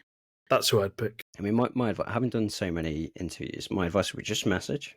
That's definitely the thing I learned really early on. Was like, worst case, somebody just doesn't answer your message or just doesn't come on, and you don't lose anything for it. I'll tell you what, episode 100, that's what we're doing. No. Don't be like this. Just send them a message now while we are in podcast. Arrange it for the 100th episode. Episode 100. Right now. I'm making a promise. We're going to get to 100 episodes. Episode 100 is going to be Bolt Gun special. We're going to be dressed up as Malum Kado, and we're going to interview Malum Kado. How often do you release an episode? Once a month, so this will be years and years. We're trying to do 2 a month. This is why I want to do it now. We're trying to do 2 6. We're trying to do 2. We're trying to do 2 a month. Can always go up to more, once we get the, editors, sound, Best Boy, I think. Is it called Best Boy? Grip, catering manager, obviously. We'll have all them in place. Just message him. You'll be able to, I reckon it'll come on, especially if he follows you already. Bro. If he already follows you, you go straight to his messages. It's well worth it. I'm gonna be so angry with you if by tomorrow morning I don't get a message back that you actually sent him a message. I'm not doing that tonight. You should. I'll tell you what, episode 90, I'll send it. I hope that tonight both sides of your pillow will be hot as hell. You just can't sleep. Let's do it now. Let's draft the message as a group. We can do that. Yeah, I make it a bit of a hybrid between Henry Cavill and him, so we can all of us can use it to our our podcast, your podcast as well, make it hyper productive. Just combine pods. These are good call outs. I would never have thought of these people, to be fair. It's because you want to talk to someone with passion and knowledge, like more passion, more energy. More energy, more footwork. I think in the line, I would ask a Roman Lapat, for example. Oh. But that's also because my passion lies less with Warhammer lore and more with how do I get the perfect glaze consistency, for example. I mean, I'll tell you that. Thin your paint. The old Duncan. I'd love to interview Duncan, you know. Oh, that's my God. There's so many cool guests. We need to start reaching out. I'll draft the messages. I'll just be like, I love your paint. I really Daddy like your Duncan. paint. Daddy Thing Duncan. is, Duncan's another guy who's just completely passionate about it as well. It's just that But passion. his actual knowledge is incredible. But then we should also try and get Peachy. Peachy. I spoke to Peachy. Peachy's a legend. I was about to say, Peachy's already been interviewed. Not by you. Game on. He's a proper legend. I'm Definitely a worth a chat. nobody. No one cares about me. Why do you do this to yourself, man? I'm We just need a thinking- performance review for you as well. I'm so done with this group. My performance is unknown. Yeah, well, that says more than enough. Anyway, No, Ben. if you want Peachy, just reach it. Peachy will answer every message. He's a real legend. I had a really nice chat with him. He's doing the judging for the painting competition. He's one of the guest judges. He's definitely a good egg. Peachy's a real good egg. Adam, you should draft the message tonight, Peachy. I'll do that when we reach 70. Why are you As a side tangent, Peachy may have actually sold me some of my first minis. Really? Oh. I remember you saying that in your interview. Yeah. It was about he was working at the store in Derby, which is where I used to go and play when I was playing fantasy back in the day. So when he started there at roughly the same time that I was playing fantasy. So he may have sold me my first ever minis. I told him that at the time just to make him feel really old as well. Back in 1973. Do you still have them? Oh God, no. No, my parents sold those a long time ago. Wait. I wish I did. I wish I had my first ones as well. They just lost to time. I had blood splatter on everything. That was the real old school way of doing it. It was just put blood splatter everywhere. Old school slap pro chop. move. Yeah. This is not hyperbole. This is just how old I am. And ridiculous. I had all the first gen Pokemon cards in a little binder. No. But you get older and you're like, I don't need these anymore. And you It's don't fast. have Oh, you don't have future sight. You don't see how much they're going to be worth in the future.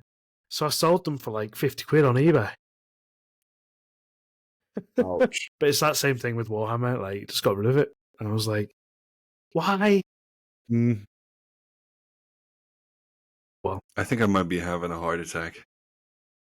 right. Just the sheer idea of it. I had the same thing happen to me where my father sold my Get-In Yu-Gi-Oh! Decks Ooh. a secondhand store. Yeah, that hurts. But yeah, no regrets. You just got to We continue. one step in front of the other. Exactly. That's basically it, man. Recover from that's- the trauma. This probably explains why all us Warhammer painters and players buy so many miniatures just to store them because we're afraid that in the future that it's going to be sold again. But now we're just keeping them minty fresh in the box on the shelf because it might one day appreciate. Such a coping mechanism. That's the best coping mechanism I've ever heard. Please let me have this. I had a mild excuse because I firstborn love words. I love firstborn, and I knew they were going to be out and they were getting rid of them, so I sort of hoarded one of every firstborn kit, and I'm so glad I did because look at the prices they are now. Oh, ludicrous. Like As soon as dreadnoughts. anything goes out of production for Games Workshop, it's just... Have you seen the price of plastic dreadnoughts on eBay? I'm going to search now, Like because I do want to paint one up. dirty. Like a toddler has like thrown paint at it. It's like 50 quid. Professionally painted. Pro painted. But like a Okay, get me started on that. a new inbox dreadnought. eBay Pro Painted. Like for It's mad, isn't it? absolute madness. What's crazy to think about is how many of them were made at the time. Because obviously, people talk about like depreciation of Beanie Babies was always the one, wasn't it? Everyone always talked about how much Beanie Babies were going to be worth in the future, but they made so many, and it's similar with these. Like there must have been so many of these models made, but people must have just trashed them and broken them and stuff like that. That so many got thrown away, and now they're just worth a fortune. Imagine if you'd bought like 100 dreadnoughts. It'd be worth more price rise than gold. Well, Oh, there is a dear. bunch of models that I believe for Age of Sigmar they released a box set back in the past that contained a model called the Korgorath for Blades of Corn, which have never been sold separately, and I'm wondering whether or not they're ever going to make new ones. The new book is about to be released. The new rules book is about to release this upcoming year, which I think they're going to make like new models for them. But do models actually reach? You guys will know this better than me, but are there like really rare models that go for, first print Pokemon card prices? Yeah, straight up. Like Do you think? there's One that springs to mind is that wizard with the machine gun. Yeah. I mean, obviously, but there's like That's- simple things like 8th, the Lord of Contagion, who's in like all the codices, but they're never released as a standalone model. So like, Judicio was the same, wasn't it? yeah, never I've released. got- No, never ever released. The to be fair, Judicio? they're not- Came in that box, didn't it? Yeah, but I mean, to be fair, they're not hundreds of pounds to get that single. But for a single character model, people are lucky if they pay like under 50 quid for that one. Yeah, there's the Inquisitor range, the 54 mil, if I'm not mistaken. Those are mucho I was expensive. literally wanting to bring this up with you. The Inquisitor. I've had no one, when I mentioned this game, no one has any recollection of it. I'm so glad you've just said that. It was. I'm now going to be DMing you. It was. Was it a standalone game? Yeah, it was like a bit like a narrative kill team, sort of. It was when I was first in the hobby, it was out, and it was like these big metal, multi-part, chunky boys. I would love to get my hands on the Death Watch dude from that game, but they are rarer than hen's teeth, and they are so expensive. Finding the complete model is...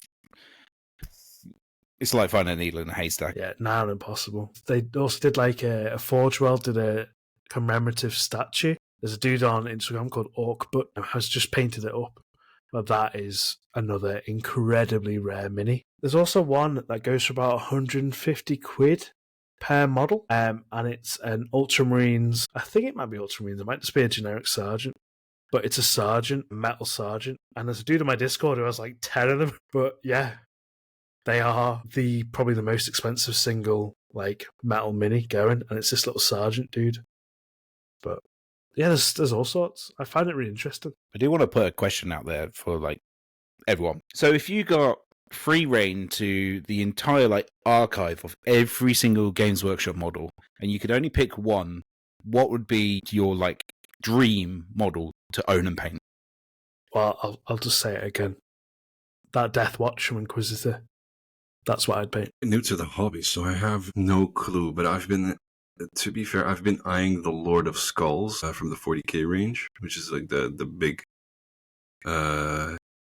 tank, axe wielding, belly gun having, skull See it. blasting. Have you ever seen the comic strip where Marnius Calgar rips the head off of one? I Yes. have not. Yeah, get on Google.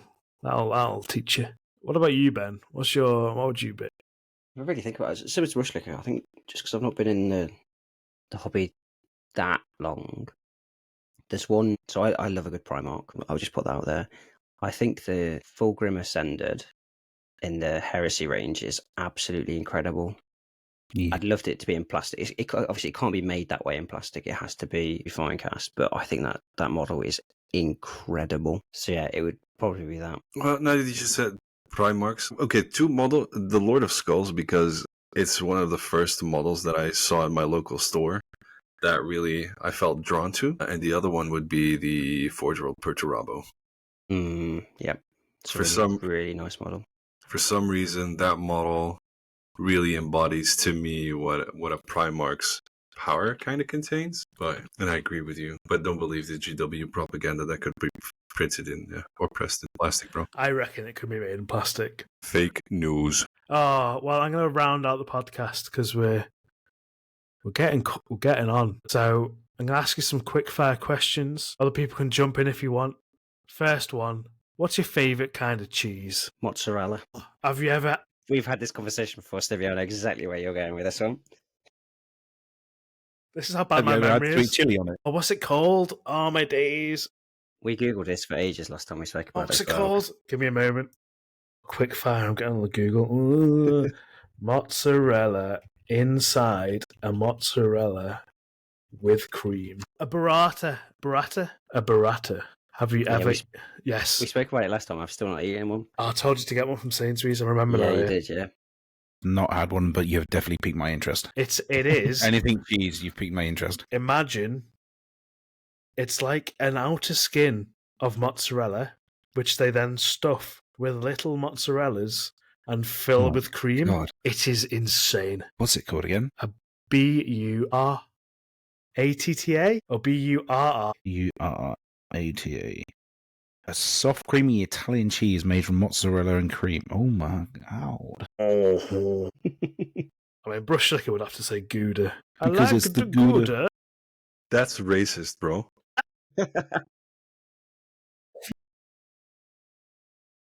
So I was going to say Gouda just for the dad joke. Oh man. When it comes to cheese, anything rolled up. I don't know if you guys ever had burek. Back to Gouda we go. It's Greek. It's like really thin pastry filled with spinach and I believe it's feta cheese. Yes, Yeah.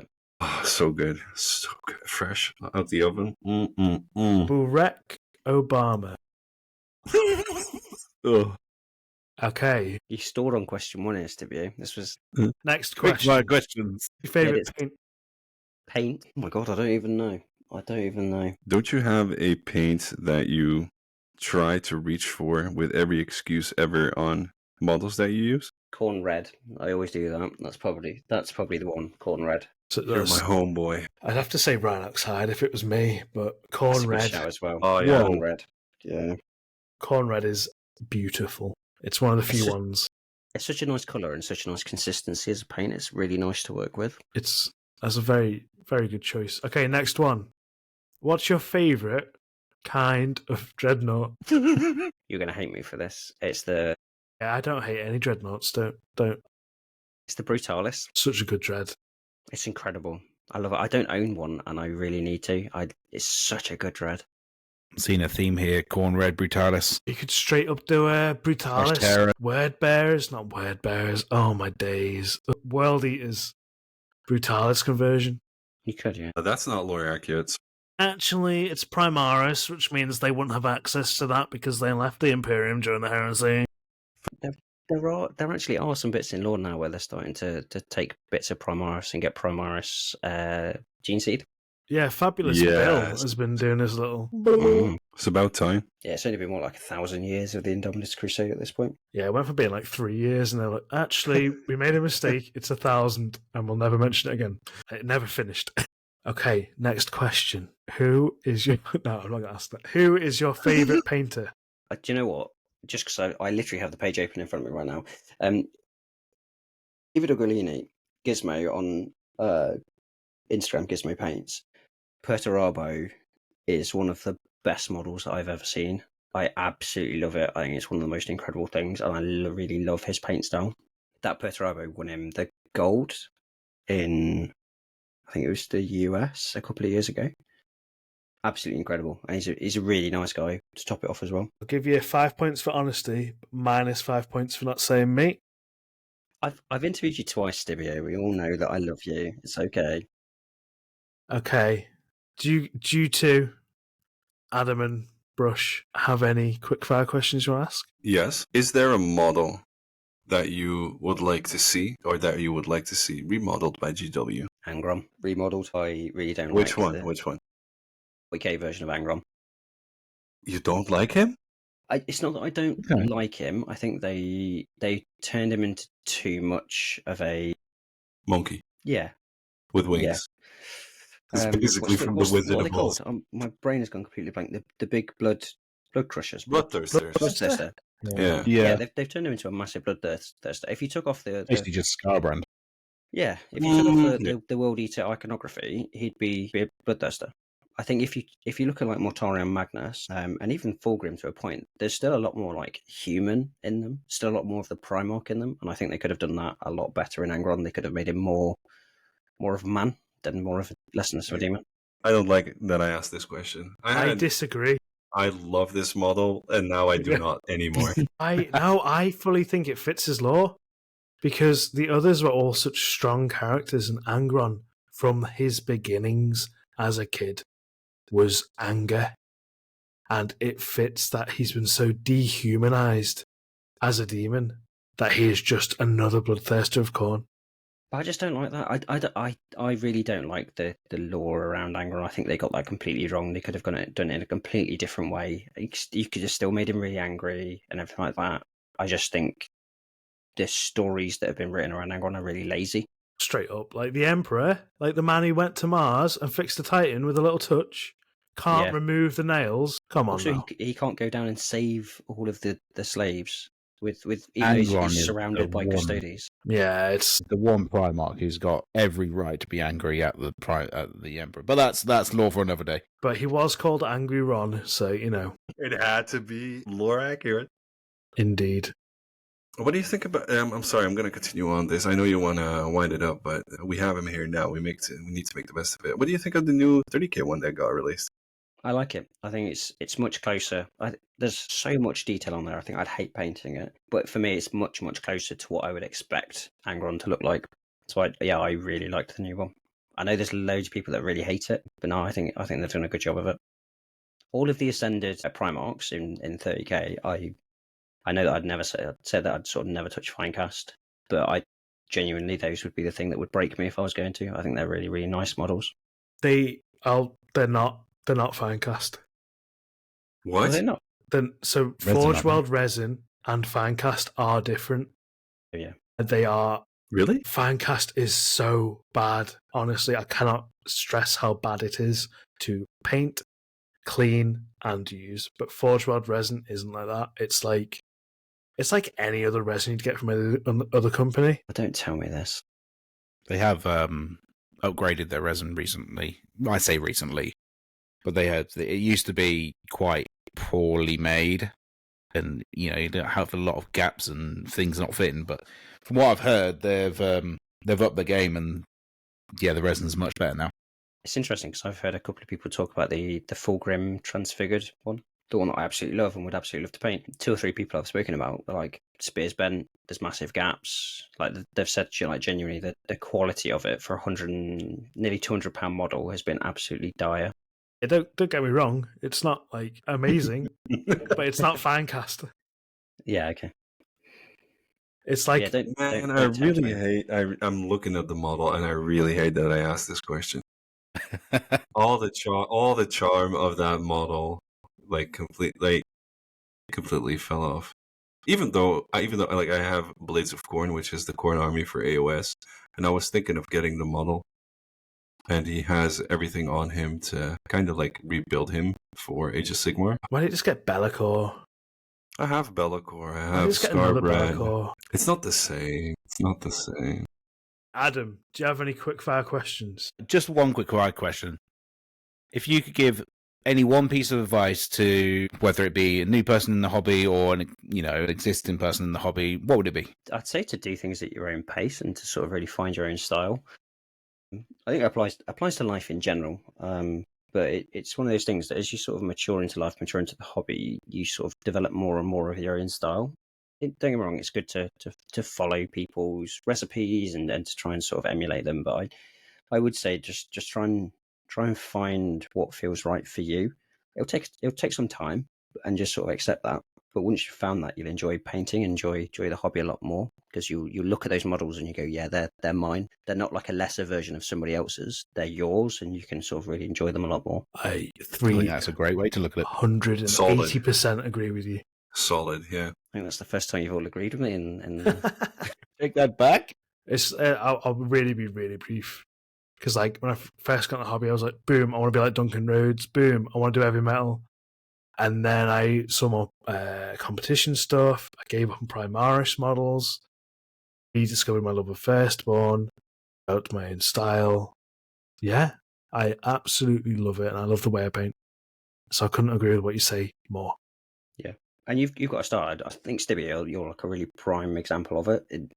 I think if anybody were to look at your Instagram without knowing that it was your Instagram, it would be obvious. Like your style is so unique to you. I know we've spoken about before. It's not necessarily something you've done on purpose, but at the same time, it is. It's like your style. And yeah, like I say, I know that I've sort of moved more towards sort of slap chop and quicker painting, but it's kind of I try to do it a little bit different from other people, and it's a lot probably closer to being like a grimdark version of it. But I love it, and I think it's a lot more. I think if you start to look at my models now, you will sort of start to then associate it with me rather than just being generic slap chop or something like that, if that makes sense. I do. I'm not gonna sugarcoat it. You're not painting competition pieces. And you're not trying to paint competition pieces. And the way you paint is honest. It is yours. And I love it. I genuinely love it. And I like the way you paint. Like I can look at people like, I'm lost for words right now. I'm trying to think of an amazing painter. Roman Lapat. Yeah, or like heavy metal, like Goblin Green, fantastic painter. Or like, oh man, what's his name? Heavy metal painted guy. Not Infernal Brush, is it? Infernal Brush as well. Them sort of painters, but they are taking like 30, 50 hours per model. Mm-hmm. But yeah. And your time is limited, and you're slapping the paint on, and you're having a whale of a time. And yeah, I'm loving it. Less than an it. hour per marine. I'm down to at the minute, and I think that I agree with you. I'm not absolutely never going to win a competition with them, but I'm getting them to a point where I can look at them and go, actually, I'm really confident that I could put them on a table and I'd be really happy with it. When you get that arm's length distance, like they look all right, so I'm happy. I like they're probably, if you look at like the Guilliman, so my Guilliman is slap chop. That's all done using slap chop methods and everything like that. I mean, I disagree with that one because it's red. Well, yeah, but I genuinely think that might be the best model that I've ever painted. Oh, it's gorgeous. Honestly, you should be proud. Definitely not biased because I'm a Blood Angels fan, but yeah, the red and gold's gorgeous. It just works. But yeah, that's slap chop. Did all that slap chop. Not the only thing I used an airbrush for was to like base it and stuff like that. Everything else is using dry brushes and all that red is all contrast. So I'll do a little tiny micro tangent. If you want to see someone on Instagram who paints similar to me, but like that much better, Adeptus Pictoram. He's good. He is really good. It's very similar to how I paint with the. I always like to go, essentially in my mind, think of contrast as painting from as dark as possible to as bright as possible in some points of the model. So like a bit of black in a recess or a white point highlight. So they, on their models, follow that sort of philosophy, except it is executed so much better. Yeah, so check them out. I followed their Blood Angel tutorial, like the recipe. Obviously paint it my own way, but use the recipe. Perfect. If you ever need to paint Blood Angels, use that recipe. So good. Their guides on, just to follow on this tangent, their guides on how to take pictures and stuff like that as well. Ooh, they're so good. Yes. Yes. They're just, and a good egg. Good egg. Absolute good egg. Okay, last quick fire question. What is your favourite paintbrush brand? You thought I was going to say Crisps, but no, paintbrush brand. I love my Artis Opus brushes. If you were to give me the option to buy them again, I probably wouldn't. I'd probably buy the same brush somewhere cheaper. Not trying to throw any shade at Artis Opus. The brushes are absolutely fantastic. They hold their point really, really nicely, and they've had a bit of a battering from me. So yeah, definitely those in terms of the actual sort of standard paintbrushes. Dry brushes wise, I've actually just bought some from Cryptic Cabin, some synthetic ones from Cryptic Cabin. They're fantastic dry brushes. Full disclosure, I got both sets of their brushes for free. But they are They're really good. gorgeous dry brushes. I use them for every bit of dry brushing now. Hashtag sponsored. They've opened a shop around the corner from me, and the owners are genuinely, Russ and Charlie, so nice. Such nice people. Oh, is the one near you doing the pizza and... The pizza and paint nights. Yeah. I've not made one yet, but yeah. Oh, I'm so jealous. They look so good. Yeah. Stibio, I would come out of my cave to go to one of them. you should do Scouts and Paint Nights in whoever you are. See, Scouse is nice, but I wouldn't do a Scouse and paint night. Like, maybe a bit of fried chicken, but you don't want any grease. You don't want the grease. It's a pizza. If it was me, I'd order some margarita pizzas from like a local pizza shop, and that'd do me. Cryptic Cabin do gorgeous coffee as well. Yeah, they do. But it is really expensive. But it's gorgeous coffee, so it's like one of them. But, so good. I'll tell you where there's good coffee as well. I love a bargain. Bargain boy. Well, there you go. Otis Opus is the answer. Well, that style of paintbrush, obviously, you can get it many places cheaper for the same level of quality. yeah. Which series do you have? I've got both. It was the 5-brush S series, and then I do have their D series, and I have absolutely destroyed the 2 smaller dry brushes, and I wasn't overly enamoured with their dry brushes. Yeah,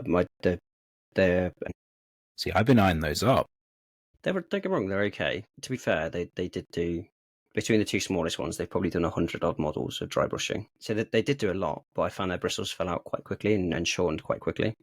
Whereas the Cryptic Cabin ones, like I say, I can only do it from a synthetic point of view, but they're really holding their shape. They're doing really, really well. So the Artis Opus ones, are they sable dry brushes? They're goat, I believe. Oh, okay. Yeah, the other Cryptic ones are goat as well. So I assume the synthetic would probably be a bit more harder wearing. Yes. Yeah, so Probably matches dry brushing a bit better. Yeah, they feel a bit harder, and so it's a little bit harder to get into some of the crevices and things like that. But yeah, they're significantly longer lasting. I would if you can get that goat. It's really like soft, and it is a good soft. I have one series here which I got through a workshop from another painter. I think it's the smallest one. It's a stubby bunch of hairs into a fine tip to do like details with. Mm. I'm gonna message them, ask them if they want to sponsor me for one set of those, because I love that one. It's such a workhorse for like writing on that. They're really good. Like, they are expensive though, and they've got a lot more expensive because of Cosy Lives. Like, one brush is like 20 quid sometimes. But I've got their, again, disclosure, sent to me for free, their Series S sort of range, and they are gorgeous. But They are really nice brushes. You got sponsored by them? It was sort of like a little, here's a free one, rather than like a long-term sponsorship. Really? Yeah. I need to get in touch with them. But also, thank you for your honesty about the brushes. I was having this conversation with one of the other, her name was Let's Make It Orky back in the day. Mm-hmm. She did a little rant on doing hashtag sponsored with given stuff, and I've always been in the right mind of being honest about things. But I appreciate the honesty about the dry brushes. Artis Opus is a big name. Mm. So I appreciate that. Thank you. You're taking people seriously. I'm small enough, so it doesn't matter to me. So it's not a problem. You don't strike me as the guy that would sell out. No, stuff like that. It's one of those things that I've always said. If somebody's selling something to me and they're saying it's really good, if I then go and buy it and it's rubbish, I'm going to be absolutely livid. Yeah. And so I don't want to do the same thing. Like if I ever review, I did one for like a really cheap set of brushes, £12 for like 12 brushes, really, really cheap. No joke, they've lasted me so long, and they're really. I do like all my metallics with them, and they get absolutely beasted, and they've held a point. They've only just dropped their point, and I've probably had them for 2 years. My Rosemary & Co are like that. Like, I love my Rosemary & Co ones. I bought replacements for them, which are still in the plastic because the originals are still going. They're just fantastic. They've kept an amazing tip. I love them, and they're like half the price of Artis Opus. So I I've said this before on pods, and I'll just end the pod on this as well, that I would never take a sponsorship or stuff like that. And I've said no to loads. If I wouldn't recommend it to a close friend or a family member, then I'm not doing it. Because, as you were saying, imagine you telling someone to get this thing, and then they got it, and they were heartbroken or let down and disappointed. It would break my heart, and I'd never want to do that. So I'll always be honest about it. I'll always say, like, soapies are great. You can get rosemary and co that are cheaper. Like, I'm never gonna, like... And it's like the Cryptic Cabin dry brushes. They're fab. But you can go to Home Bargains and you can get a set of makeup brushes for £1. Yes, yeah, you can. It's one of them. Like, never sell out unless it was Home Bargains. There's Home Bargains. That's just repping my fellow, countrymen. Home and bargain. Okay, so first rank. I want to be in before Stibio wraps up this entire thing. I've had a blast. We've sat here for, I think, now 2 hours and almost 15 minutes, and I feel like we could fill another 2 hours and 15 minutes. Sure, yeah. I absolutely enjoyed being a part of this and having you. Thank you, Stibio, for inviting him. This was a blast. Thank you. I really appreciate that. Obviously, thank you so much. But as I said earlier, my podcast I did with you was such a formative moment for me. I enjoyed it so much. I was desperate to go back on a pod with you, and I was desperate to have my own podcast just because of that experience. I wanted to recreate that experience. And I'm not crying. You can't say this to me. It's so emotional. And it's because of you. And no, I really appreciate that. With these boys, I think I have come close to that. It's just I have a habit of derailing stuff. Just with that's what podcasting's all about. If anyone ever wants to start a podcast, that's the bit of advice I'll give them. Just accept tangents are going to happen. That's the whole part of a podcast, and it's the best. That's what people listen for. Like, genuinely, people listen for the tangents more than anything. Let's have a good chin wag. Exactly. It's like another tangent, bloody hell. I was looking at some old pictures of Liverpool back in the day, and it's obviously very, like, not sexist, but like gender roles. But they used to, the ladies used to, like, working class women used to, like, go to this communal washroom to wash all the clothes together, and they'd do that for hours, and because they'd go down to, like, the laundromat and then dry stuff, and it'd all be like this communal experience, and that's when they'd talk about what's going on and all sorts of stuff. Basically, that's what this podcast is. Yeah. And it's just nice. It's just nice. I can see why people do it. Especially if you've not got an agenda. Like, my goal for this pod has always just been to have a little chat. That's why I've not been prepping. The first couple of episodes I did like a script. Not a script, but like a talking points, just to sort of guide us in. But now I think we're all sort of we're getting on there. We know what to do. We know that Adam makes a lot of noise and Brush swears, but, he keeps it on the DL. I don't think I've swore this entire episode. You've sworn about 5 times. Really? Oh, damn, man. It's a subconscious thing. I've stopped myself a couple of times. That's for sure. I've chosen my language. I might have slipped up a couple of times. I'm not sure. Do you have an opening on your podcast for a guest host, first rank? Always. Get. I'm just gonna steal people from other podcasts. That's the way of doing it. You should get Brush on. Yeah, I'd say get Adam on, but it'll just, he'll just make noise. Hi guys, here for the comedic value. But like one of those, when at the like gas stations, and it's like, no, use the other pump, please. Why are you so American? It's a petrol station. No, it's the gas station. Let me sip on my chalky milk. This is why, like, I start painting a project and I stop it halfway through and do something else. I'm bop. It's all good, man. That's why we love you. Yeah. It's like trying to get cats. My brain is like trying to get cats into a bag. I'm actually starting to believe more and more that you are actually a cat. I literally said to you earlier, oh wait, you're a cat. If I was anything, I've been told before that I would be a Labrador. Yeah, Yes. golden retriever. Actually. Absolutely. A Golden blonde one. Retriever. That's it, Golden Retriever. Not a Labrador. They're both yellow, I think. Some Labradors are, yeah. But yeah, I'll bring it back. Thank you so much for coming on our show. Thank you for having me on. It's been a real laugh. My face aches. Lots of laughs have been had. You're welcome back anytime. I'll see you next week. Yeah. I mean, the next recording's on Thursday, but we'll give you a bit of a break. But truly, you're welcome back anytime you want. I appreciate that. And you can, knock Norm on the head and take his place. As a tangent, the episode that I'm going to release with Norm, he's got a black iron. So there you go. Oh, yeah, he was doing karate or something. I remember that. Yeah. And he got It almost looks like I have knocked him on the head already. I mean, in the future, we might be doing video podcasts. But we just wanted to get our feet first before we did that. So Yeah. maybe come back on Sounds- when we start doing videos if you want. Yeah, definitely. I'm always happy to come back on. I love doing these. It's great fun. Oh, hold up. That's another bit of technology to go wrong for me now. I know. That's why we're taking it slow. Thank you so much for coming on. Where can the people find you? Instagram's the key place. So first rank fire. If you go on there, you'll be able to find me on there. And then, yeah, like I say, from a podcast point of view, if you want to listen to it without watching anything, Spotify, pretty much anywhere, you'll sort of find a podcast. And First Rank Fire on YouTube as well. But you're more than just a podcast. You are a person. I am. I'm a And- human being. And if you guys check them out on Instagram, lovely, lovely painting.